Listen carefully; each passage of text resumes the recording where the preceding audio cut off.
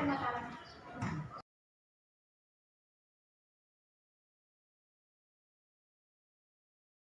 Grafis Kerajaan Sriwijaya. Letak pasti ini masih banyak diperdebatkan. Namun pendapat yang populer adalah dikemukakan oleh G. Codes pada tahun 1918 bahwasanya pusat Sriwijaya ada di Palembang.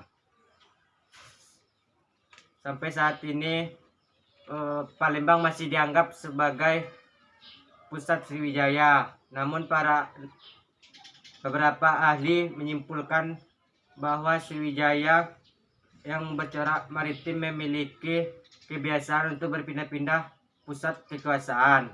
Sebab para ahli ada menyimpulkan bahwa Sriwijaya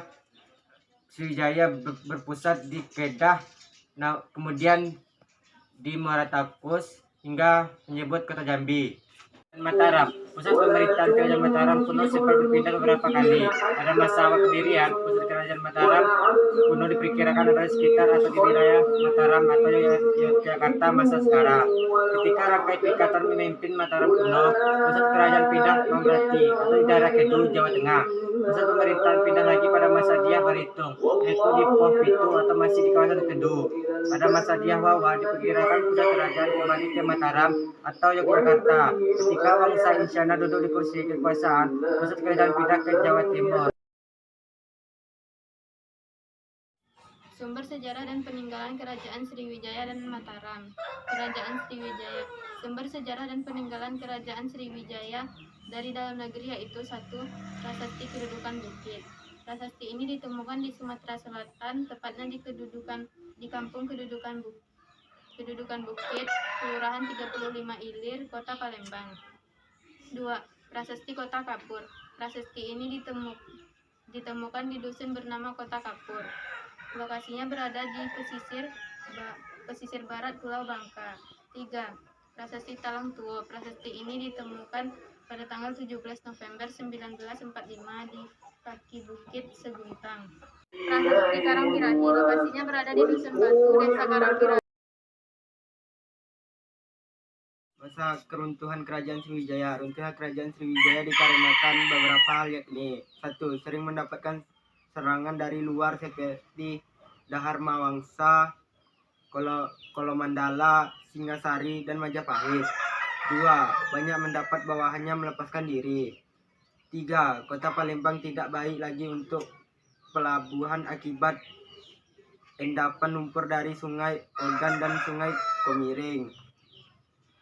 Serangan tersebut juga berkaitan dengan pelaksanaan Sumpah Palapa oleh Gajah Mada. Runtuhnya Kerajaan Mataram kuno disebabkan oleh konflik eksternal dengan Kerajaan Sriwijaya. Hal ini bermula dari pengusilan bala putra dewa dari dinasti Syailendra dan kekalahannya dalam perebutan tahta dengan Rangkai Pikatan dari dinasti Sanjaya. Serangan dari Kerajaan Mataram kuno terhadap Kerajaan Sriwijaya berhasil digagalkan dengan bantuan Cina. Kemudian Sriwijaya membalas serangan pada tahun 1016 sampai 1017. Tepat ketika Dharma Wangsa pemimpin Kerajaan Mataram kuno. Hal ini yang menyebabkan Kerajaan Mataram kuno berhasil diruntuhkan. Sistem pemerintahan Kerajaan Sriwijaya. Kejayaan yang tergambar oleh Kerajaan Sriwijaya tidak terlepas dari sistem pemerintahannya yang berjalan dengan baik oleh Kerajaan Sriwijaya. Ada beberapa sektor dan bagaimana cara Kerajaan Sriwijaya mengaturnya. Yang pertama, politik. Sektor politik menjadi salah satu sektor yang paling penting dalam Kerajaan Sriwijaya dalam sistem pemerintahannya. Dalam pemerintahannya, Kerajaan Sriwijaya berhasil memperluas kerajaannya ke berbagai daerah.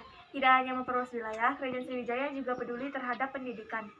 Mereka mengirim putra terbaik untuk menuntut ilmu politik ke India agar dapat membangun Kerajaan Sriwijaya menjadi lebih besar lagi. 2.